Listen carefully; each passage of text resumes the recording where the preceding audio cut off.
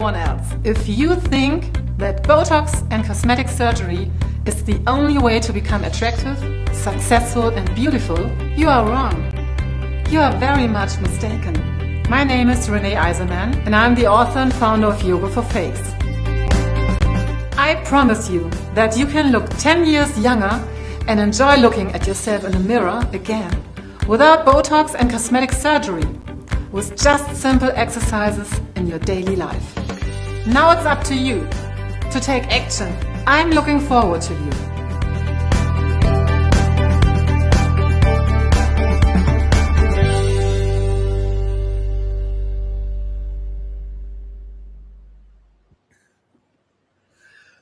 Welcome, welcome, welcome. Back to paradise, your smile is your key.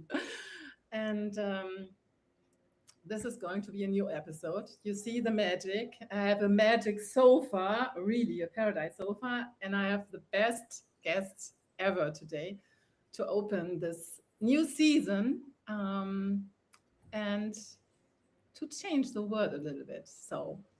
And today's topic is your story is your gift.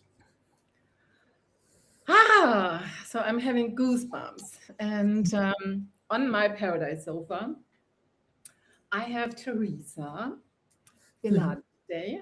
So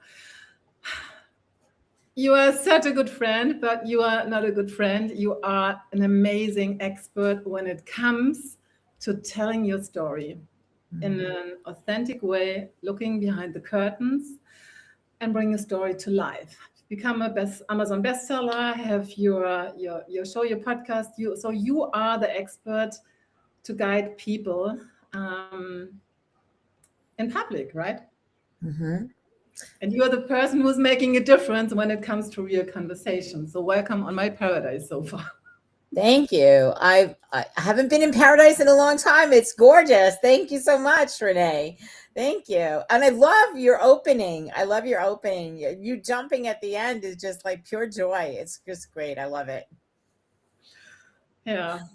And it's just like interesting, though. These were my beginnings with Yoga for Face. And I was thinking I had to figure out what I can do without Botox and surgery. And that's 9 years. 9 years now, just like my baby's 9 years old. Wow. So, yeah.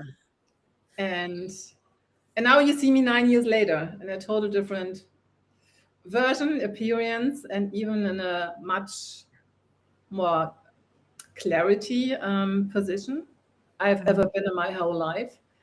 And this is one topic I want to share, we want to dive deep in because you have a special project we want to just like spotlight today. But also, if you are here now watching and maybe you have also a story the world needs, we want to take you on the journey that you are losing to be fearful or be just like afraid or whatever. So coming up with your story, from my perspective, this is bold. Just like you have to find words or something the most people try to explore and having no idea who they are when it comes to authenticity. Yeah, always authenticity. Show up, just show up for whatever it is. You're right. Everybody has a story and everybody's story is important. And everybody, anyone who is alive on this planet today has something in their life that has happened to them, but it hasn't really happened to them. It's happened for them, as Tony Robbins says, because it helps us on the path to growth and to become who we were actually created to be. I think life gets in the way of God's plans for us, and we tend to fall away into the life side and forget about what the purpose side is. And I think that everybody goes through this, everybody. And, with the first time somebody wanted me to tell my story, I was like, oh no, somebody might find out, that I'm telling this story. Well, I've come to discover that some of the people in my story that created a lot of the drama in my story before I grabbed hold of my life to call it my own, don't read books anyway, so go ahead and write. So yeah, but besides, if you've come through something, Renee, you know this, we've talked about this before. If you have come through something, regardless of what it is, and found your way to the other side of something that was giving you angst, was causing you to be uncomfortable, was causing you to, and sometimes be harmful to yourself, some of those things, if you come through them and found your way to the other side and are clear about how you got there, I feel it's our obligation to give the next person a hand up so that they don't have it so hard and we can all celebrate together in the end. Yeah. We were talking up front, behind the scenes. It's just like we try to accomplish and we study and we need the doctor titles and we need all the stuff. And I'm working with a lot of doctors and professors. I was even working at the university in Vienna. Um, but here's the thing is I believe the real book we have to study is our book of life. What is life teaching us? Why are we here for? And how we can make a difference.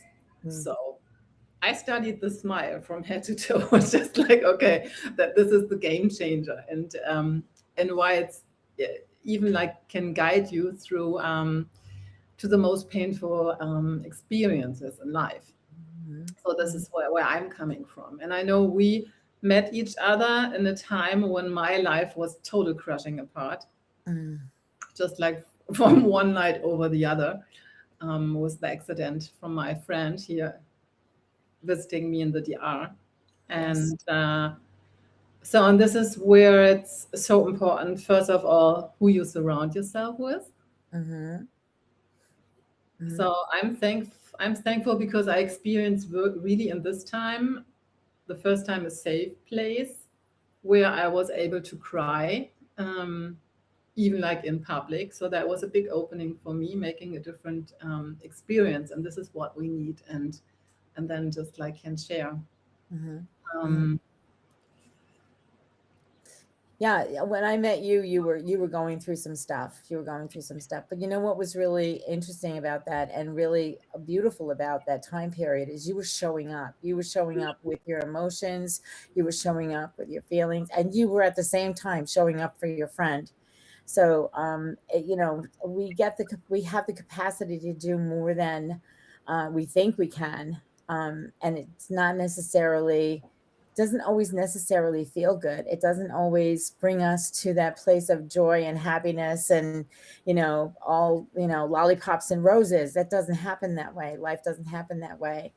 But I think that one of the biggest things that I've learned in my life is that we have to be true to ourselves and we have to give space for our emotions.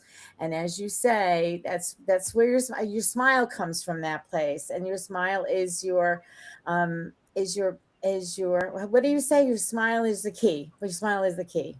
Yeah. And so whether you're smiling on the inside and can't put it on the outside, or whether you're crying on the inside and you want to smile on the outside simply because of where you are, who you were with, or whatever, and you don't want them to know your business. Well, when you're able to get into a safe place with other people who appreciate who you are and honor you authentically, all parts of you, then you were able to process everything and bring that smile truly and authentically back to your face. So what was bringing you into the writing part? So was this always clear that you are going to support people? Just like, what is the story behind? So I've written for a very long time, mostly in my journal. It was my safe place. It was where all of what I was going through in my life, good, bad, and the ugly, were all written down in my journal. I did a lot of complaining on those pages. I did an awful lot of complaining, not knowing how to get out of a situation, not knowing what was coming next, feeling all of my feelings were written in there. And I learned that my journal was my safe space, that I didn't really necessarily have to be telling people what was on my mind and in my heart. I I could have the safety of my journal and talk about whatever, write about whatever was going on in my life, and try through what I was learning on the outside, try and bring that on the inside so that I could process what was happening. You know, I grew up in an Italian household, and I was like, my grandmother, if we were feeling down, if we were having a problem, she would always say, "Here, eat this, you'll feel better." I'm like, okay, whatever. So I learned to stuff my feelings, and then when I started to learn how to process my feelings, it was like a flood coming at me, because all those emotions that I didn't deal with for all that time were still alive and living inside of me. And so writing helped me to process that. Writing is a great way to process trauma. I went through a lot of stuff, and it was my safe place, and I was able to get all of that out of my physical being, out of my mind, out of my body, because there's something that happens between your head and your heart when you write with your hand. So, So I was never the girl that was journaling. I was the mhm, girl that was out. So my safe space was always my body, to mhm, come home, to reconnect, and just like learning this in a different way. When I was, everybody was always like, you have to write a book, you have to write a book. And I was just like, yeah, but I was so bad in school. So I was mhm, having this school stamp, like, you are not good in writing. You are not just like, and that was just like, you are good in sports and other things. But that was just like, there was a big stamp on my forehead, what I had really to battle. And when I mhm, was studying about writing about my story, how I developed, or what was happening, that my face was so destroyed when I was looking in the mirror at 42. The mhm, first thing when I will start writing, it becomes very obvious that I was some parts hiding and disconnect. I was mhm, just disconnected. So I really had to go layers by layers to open up. So this is why writing is just like, it makes things visible from the inside. That's my mhm. Right. You're right. You're absolutely right. It from it. makes things visible from the inside. Yeah. And you need a person that you trust, who is guiding you and asking the questions where you are still, I think, this not being not sure, or just like trying to be so much in the head, and just like not want to feel, because that is the biggest problem, or just like what I see, what I experienced in my journey, but where I'm guiding women, just like, okay, come back home, just like be real, be authentic. What are your feelings? What is it where you are still feel small, still not enough, still Mhm, blaming yourself, still have knowing where the stamp was just like imprinted. So I know my first book, I was sitting there, I had this contract with a publisher, and I was having panic attacks. I was just, mhm, even also then, just like, if you want to be real and authentic, you have to process those things. It's just like, mhm, otherwise going in public, it's not really a good idea. But mhm, these are normal processes when you really get into your gold from your life story. mhm, mhm. There's always going to be something that's difficult to process, and there's always, I mean, you started to panic when you said you were panicking when you thought about writing your story. I would venture to say that after you got it out, you were like, "Oh, that feels so much better now that it's out," right? No, that the first 9 years ago, that was just like, no, no. I'm writing right now. We are going to write some new stuff. So I'm rewriting my story, and I'm going deeper. And I have now also a chapter I was finishing last week, where I had this feeling after just like processing and writing down. That was just like, yeah. Mhm, mhm, But I think it's as for me, no, nine, that was a long way to just like open this channel up. Yeah, well, but the other thing too is not everybody processes things like that. Not everybody does. I mean, you're an athlete. I'm not. I'm more of a creative. Pottery, writing. I can't tell you the number of things that I've done as far as with my creative art skills, but the bottom line is they all helped me to they're all part of who I am. Just like, your athleticism is part of who you are. And the way that what you have learned, I can't teach what you teach. And you probably can't teach what I teach. And I don't know what I teach half the time. It just comes out of my mouth and I just thank God for everything. So but the bottom line is that we all have gifts and talents and we all use them to the best of our ability to go through this journey we call life to the best, for the highest good, to make a difference in the lives of others and for the highest good of ourselves and people who we are um, um, supposed to meet along the way and link arms with along the way. Yeah. Let's talk a little bit about your special gifts because you were making a whole series of gifts. Yeah. Word Yeah. to the word. I have a couple of them here. I don't have all of them, but I have a couple of them here. Yeah. So you want me to tell you how it started?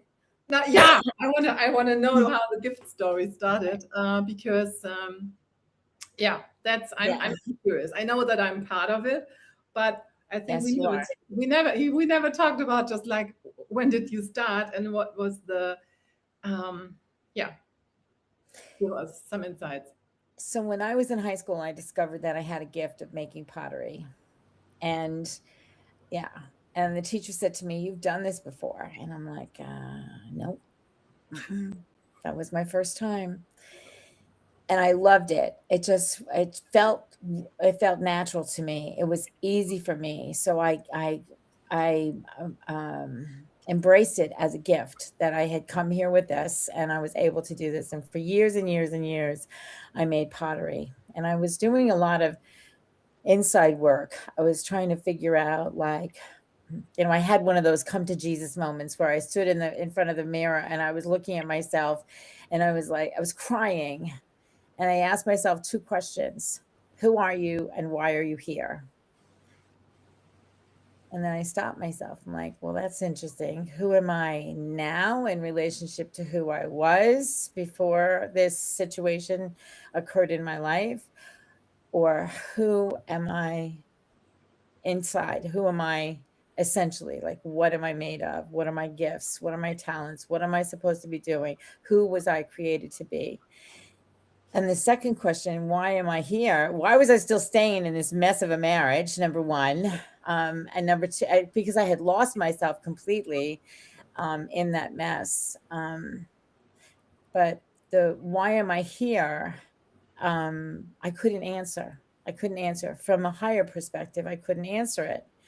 And so I just continue. It was a while after that I decided to pick up that pottery talent again and really dive into it. And one day I'm sitting at the potter's wheel and I'm like, all right, God, I know that we're supposed to leave the world a better place, a more beautiful place before we leave, some sort of a legacy. Is this all there is? Is it these pots? Is it all of these pottery?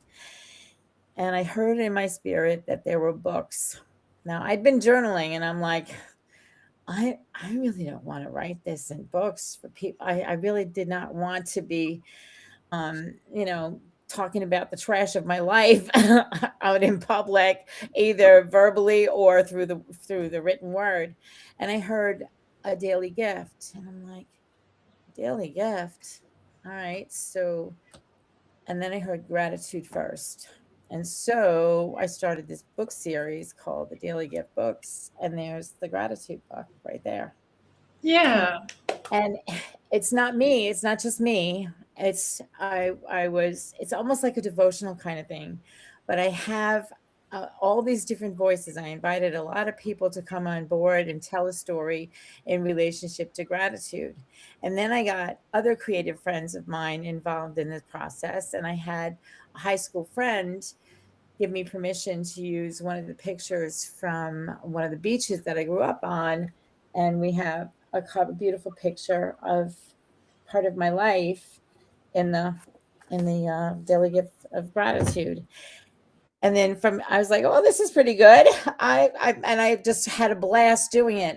It was wonderful to read other people's perspective on gratitude and how it can make a difference in your life. And then I was like, okay, what's next? Hope, because a grateful heart breeds hope in your heart. So I don't have one of those handy here right now, but the Montauk Lighthouse is on the front cover of that, because lighthouses are beacons of hope for sailors lost at sea. And light is a beacon of hope for all of us. The light of the world, the sun in the morning, sun rises in the morning. It's a beautiful picture that I believe God paints for us every day. And in the Bible, it says Jesus is the light of the world. And am I by myself? Did we lose Renee? But I'll keep going. So after hope came kindness, because a grateful and hopeful heart breeds kind people, and kindness is stretching, helping other people and whatnot. So daily gift of kindness was the third one. And again, it was not just my voice, but it was the voice of so many other people. Up to 100 plus voices are in these books.